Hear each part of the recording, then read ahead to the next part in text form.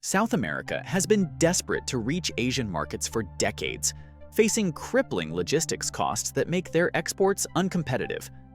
China's bold solution?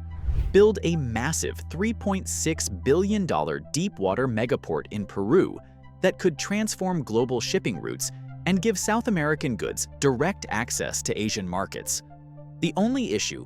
Growing concerns about Chinese influence in Latin America, and yeah, the United States watching nervously as Beijing establishes a major foothold in what Washington has traditionally considered its backyard. Currently, ships carrying goods between China and Peru's west coast must travel through the Panama Canal, adding significant time to their journey. The new deep-water port reduces shipping time between Peru and Shanghai from 35 days to just 23 days.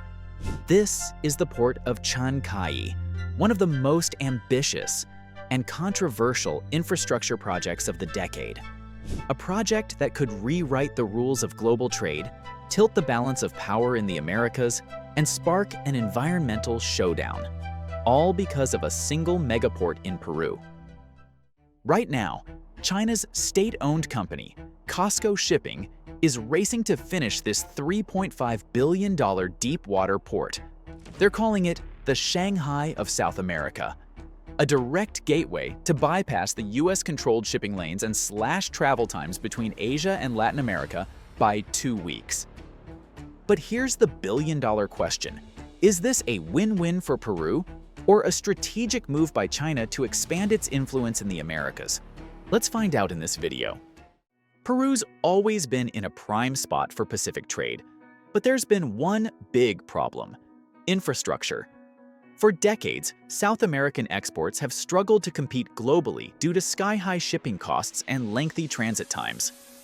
The story of Chancay Megaport begins in 2008, when Peru first identified the need for a modern deep-water port to enhance its trade capabilities.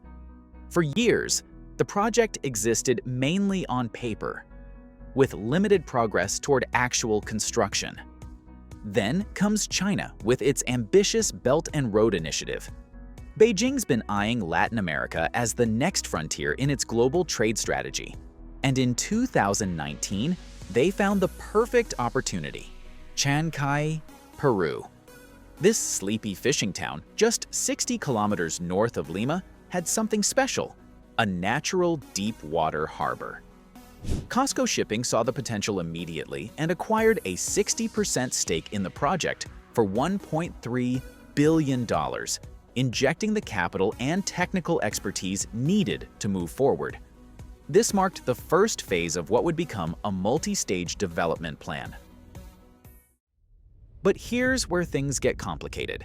The US has long considered Latin America its backyard. And suddenly, China's building what could become the Shanghai of South America, right on America's doorstep. Washington's not thrilled. Meanwhile, Peru finds itself caught in a delicate dance between two superpowers. Construction accelerated rapidly after COSCO's involvement. The first phase included dredging the harbor to a depth of 17 meters to accommodate large vessels, building breakwaters to protect the port from ocean currents, and developing the initial container terminals.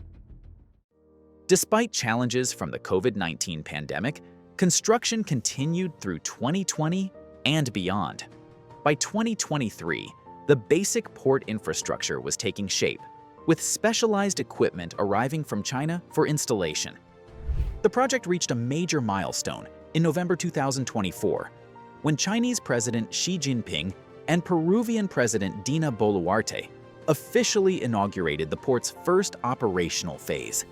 This ceremony highlighted the political significance of the project for both nations and signaled the beginning of operations at what is now South America's largest and most technologically advanced port. But how exactly is this megaport supposed to work? And what makes it so game-changing for global shipping? Let's dive into the details. First, location is everything. Chancay sits just 60 kilometers north of Lima, perfectly positioned on Peru's central coast with direct access to the Pacific. This location provides natural advantages, including deep waters close to shore and minimal tidal variations, allowing for efficient port operations year-round. The physical infrastructure is equally impressive. A 1,200-meter-long main breakwater creates a protected harbor, deep enough to accommodate 18,000 TEU vessels. Those colossal ships, capable of carrying the equivalent of 18,000 20-foot containers. To put that into perspective, a single vessel can transport as much cargo as 9,000 semi-trucks. Spanning an impressive 992 hectares, roughly the size of 1,400 football fields, the port includes 15 specialized berths designed to handle the world's largest container ships. Additionally, the main channel has been dredged to a depth of 17 meters, making it accessible to vessels too large to pass through the Panama Canal. COSCO's building this megaport in two ambitious phases. Phase 1, which is racing toward completion, includes 4 berths, 2 for containers and 2 multi-purpose berths. But that's just the beginning. Phase 2 will add 11 more berths, creating a maritime complex that rivals ports on China's own coastline. And check this out. They're boring a 1.8-kilometer tunnel straight through the coastal mountains. This engineering marvel will connect the operational zone to a massive logistics complex inland. This tunnel separates port traffic from local roads, allowing for continuous container movement without disrupting surrounding communities. When fully operational, the port will handle 1 million 20-foot equivalent units annually. For context, that's enough capacity to process about 30% of Peru's entire maritime trade in a single facility. When all construction phases are complete, capacity will increase to 3.5 million TEUs per year, positioning it among the highest capacity ports on South America's Pacific coast. The automation is next level. We're talking AI-powered cranes that can load and unload containers without human operators. These systems, developed in Shanghai's automated terminals, can handle up to 30 containers per hour, roughly 50% faster than the manual operations currently used in most South American ports. COSCO is also implementing what they call a digital twin of the entire port, a real-time virtual replica that tracks every container, truck, and ship movement. This system, powered by Huawei cloud infrastructure, will optimize operations down to the minute.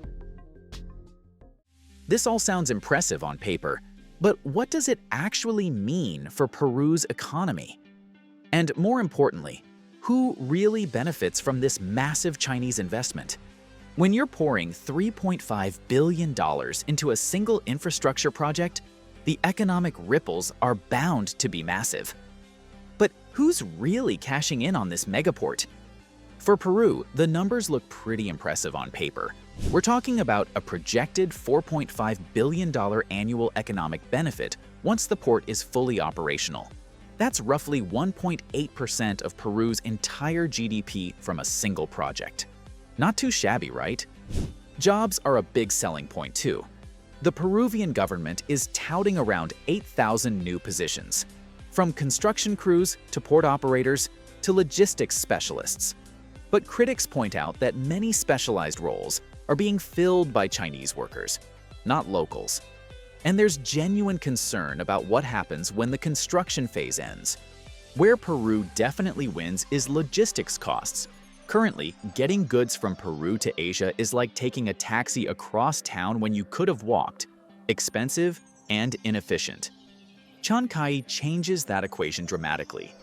The new port slashes shipping times by up to 2 weeks and could reduce logistics costs by as much as 15% for Peruvian exports. But let's be real, China wouldn't be bankrolling this if they were not getting something major in return. So what's Beijing's angle here? For China, Chancay is like finding the perfect shortcut on your daily commute. It gives them enhanced access to South America's vast resources: copper from Chile, lithium from Bolivia, soybeans from Brazil, all flowing more efficiently to Chinese factories. The port also creates a direct pipeline for Chinese exports into a market of over 430 million consumers. Everything from electronics to fast fashion brands like Shein can now flood South American markets faster and cheaper than ever before. But perhaps most valuable to Beijing, this port gives China a strategic foothold in what the US has traditionally considered its backyard.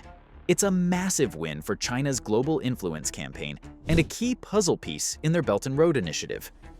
The regional implications are just as fascinating. Ports in Chile and Colombia are suddenly scrambling to upgrade their facilities. Why? Because Chancay could siphon off massive amounts of shipping traffic from neighboring countries.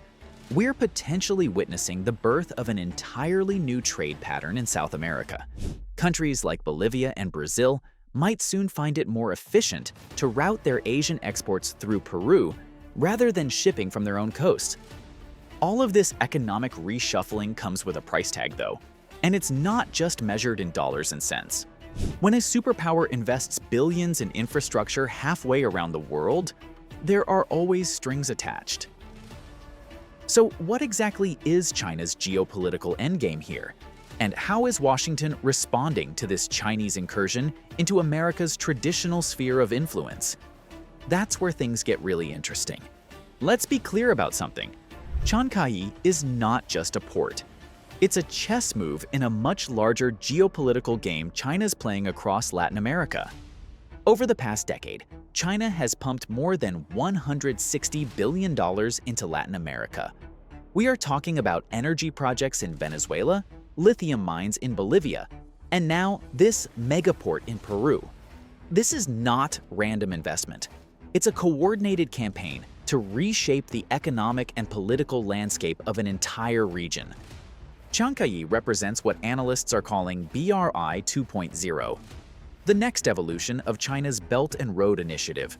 But unlike earlier BRI projects that sometimes left countries drowning in debt, Beijing's getting smarter with its approach in Peru. Meanwhile, in Washington, alarm bells are ringing. The Pentagon's 2024 strategic assessment explicitly flags Chancay as a potential dual-use facility that could support Chinese naval operations in the Western Hemisphere. The White House has been scrambling to counter China's infrastructure diplomacy, but they're playing catch-up. While Beijing offers billions in concrete investments, Washington's response has largely been, well, more speeches about the dangers of working with China. In 2024, a high-level US trade delegation rushed to Lima offering alternative partnerships. But you know what they didn't bring? The $1 billion that China already has on the table. This puts Peru in an incredibly delicate position. They're essentially performing a diplomatic high-wire act, balancing Chinese investment against American pressure. Peru's new administration insists they can maintain good relations with both superpowers. As President Figueroa recently put it, Peru doesn't need to choose sides. We can be a bridge between East and West. But here's the reality. Peru exports 3 times more to China than to the US, and Chinese investment in Peruvian mining alone topped $10 billion last year. Those economic realities make it hard to stay neutral when push comes to shove. There's also growing domestic backlash. Nationalist politicians are framing Chancay as a sovereignty issue. One opposition leader dramatically declared in parliament, "We are trading our independence for Chinese yuan." The geopolitical stakes couldn't be higher. China's building more than a port. They are establishing what could become their most important economic and potentially strategic outpost in the Western Hemisphere. And they're doing it just as US-China competition reaches a boiling point. But amid all this great power politics, what about the environmental and social costs? Because for local communities, those concerns are far more immediate than geopolitical chess moves. While politicians and business leaders debate trade routes and geopolitics, there's another story unfolding on the ground. Near the construction site sits the Santa Rosa wetlands, a fragile ecosystem that's home to 76 bird species, including some that are endangered.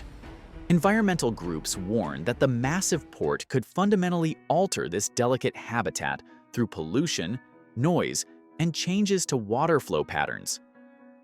There's also a gold rush mentality taking hold. Land prices in Chancay have skyrocketed by 300% in some areas.